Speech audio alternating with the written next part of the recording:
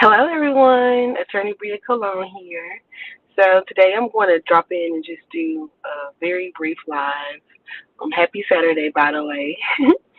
And this live will be one of the last live videos for the mini series that I created on steps to take towards gaining your first client as a freelance attorney. And today I want to discuss the importance of showcasing your unique strengths as a freelance attorney.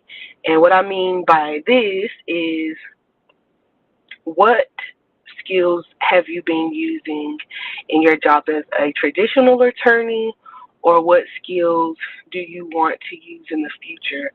Especially, I feel like the importance is determining what skills that you've created as an attorney that you validated already. Of course, we want to gain skills, and we'll always gain skills because as attorneys, we're literally practicing, right? So I want to focus on the unique strengths that you already have, the unique value that you already have, and how you can bring that forward with positioning yourself as a freelance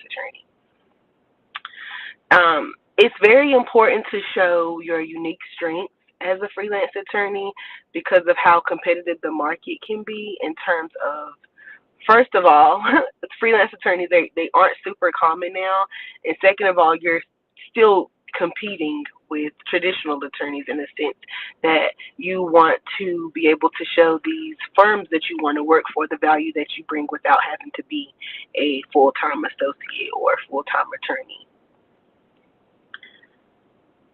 So your strengths really matter, and I really want you to think about some of the tasks that you've conducted, successfully completed as an attorney thus far. I know, well, as an attorney myself, of course, I have friends who are really great litigators. They love litigating. I have friends who they love writing. They love writing or writing briefs or appellate briefs, which is typically different than your standard brief that you would bring in and just standard court procedures versus someone who's trying to appeal that court answer. Um, so I would like you guys to drop in the comments like what would be, as an attorney, what are some of the skills that you provide, or the things that you typically specialize in, or the things that you enjoy the most. So if you love litigating, just let me know. If you love writing, if you love transactional work, that's perfectly fine too. Just let me know. Drop it in the comments. I'm very interested to hear. Um, so that's one of the things on how to identify your core strengths. Is focus on what you've done in the past. Are you really good at client communication?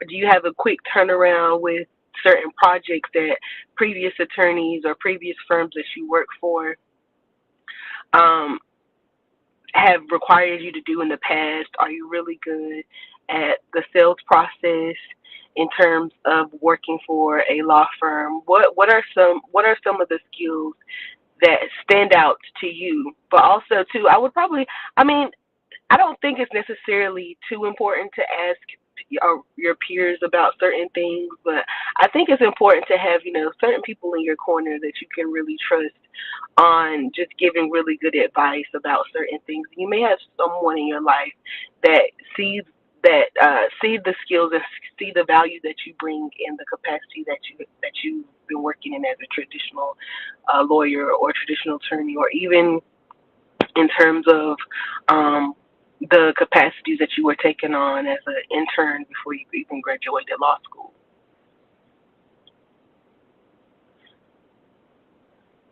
As we were saying yesterday, a part of the social proof, things that we were talking about as points of having social proof as a freelance attorney, using that social proof such as client testimonials will be able to create trust with the skills that you bring in terms of who you're trying to sell your skills to, and also it will be able to provide real life experiences of how you've helped other people with those certain skills. Because I feel what I've come into terms with is that even though um, as attorneys, we have law firms, and we open our businesses.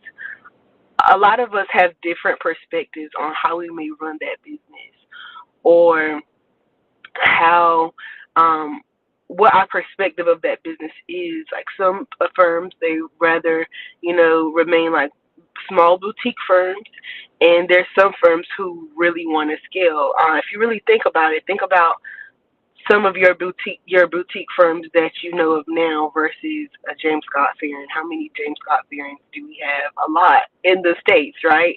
So obviously that firm was a firm that they use intentionality to be able to scale the way they're scaling right now. So just with that differentiation, that's the variety that you'll experience in terms of talking to your target audience. And also too, that's up to you to really sit and reflect on who would you want your target audience to be. Would you rather work with a small boutique firm, or would you rather work with a firm who may be small now, but in the future they're not going to be small anymore? They're going to scale. So that's important too in terms of identifying your core strengths and how you can fit into that law firm that you want to work for in a freelance capacity.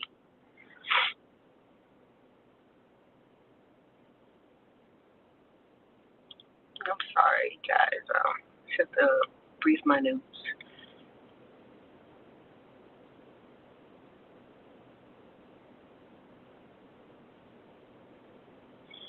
And just going back to qualifying your core strengths, I want you to think about and reflect, and even maybe when work starts back on Monday, just sit and observe the task that you're doing at work, and what value do you bring? What skills do that require of you?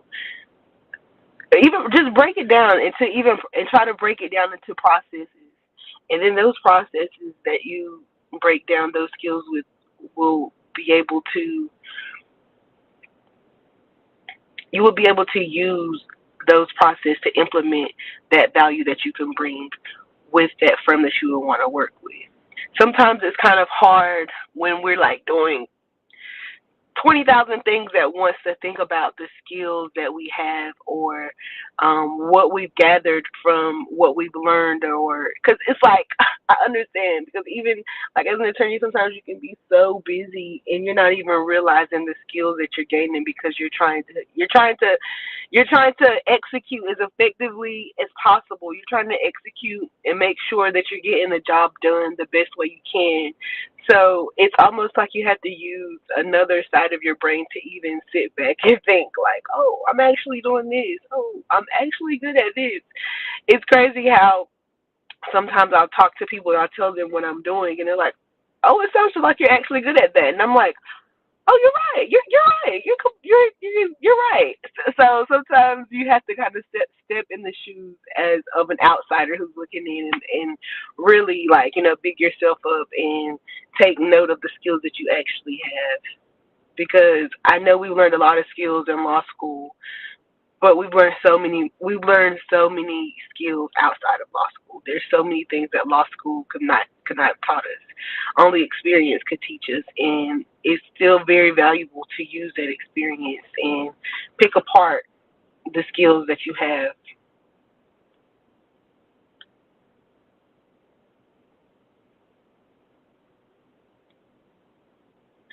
Also, too, in terms of qualifying your skills, your particular skill set that you may want to amplify for your freelance business. Also, it's important to address any concerns that your clients may have. In terms of certain processes that they may have. Do you fit into those processes? If you don't, that may be something that you guys can be able to discuss, but that also could mean that that may not be the client for you, and that's okay. There's so much abundance in being a freelance attorney, because there's so many law firms that need help. There's so many law firms that need help. So I just want to wrap up really quickly. I told you guys this would be a really quick live. of Saturday. I want to enjoy my Saturday, and I know you guys are probably out enjoying your Saturday right now. I just want to discuss the importance of showcasing your skills, and showcasing them in a way that deems them valuable and unique to you, and how you can bring that value to the firms that you want to work with is so important. And I feel like there's like a few reoccurring themes in this live series that I've created on how to gain your first client as a freelance attorney. And one of the reoccurring themes is mindset. You know, mindset is so important, even in terms of what I was just mentioning earlier, with realizing the skills that you have, really bigging yourself up and taking that authority. Like even as a young attorney, um, I'm still finding myself saying, "Oh my gosh, you're an authority. You're an authority. You're an authority." So realize that you are an authority in your field, and realize all of the great things that you've done. You know, pick apart the skills that you really love, the strengths that you really love, and that you could see yourself bringing to other firms in an efficient manner, in a happy manner, and just and go from there. Like you'll just be so surprised. And I think shifting that mindset from having like an imposter syndrome or not giving yourself authority is very important in being able to figure out the unique strengths that you bring. Another reoccurring theme in this series would be um, using what you have, not necessarily trying to figure something else out or figure something new out so you can move forward with it.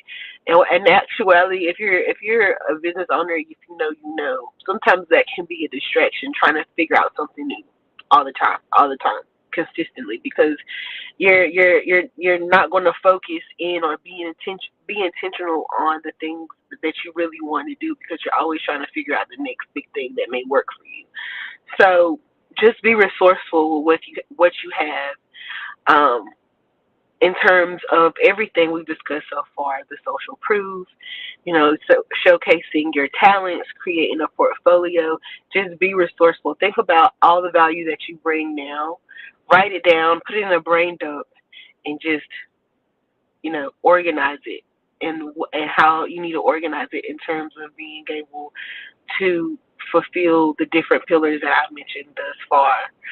And if you need any help with that, you can always download our free e-guide on how to become a freelance attorney. And also, you can book a free consultation with me, and we can sit down and discuss a plan with how we can get you started on taking the steps to gaining your first client as a freelance attorney. So that's all I have for today. I'll see you tomorrow around the same time.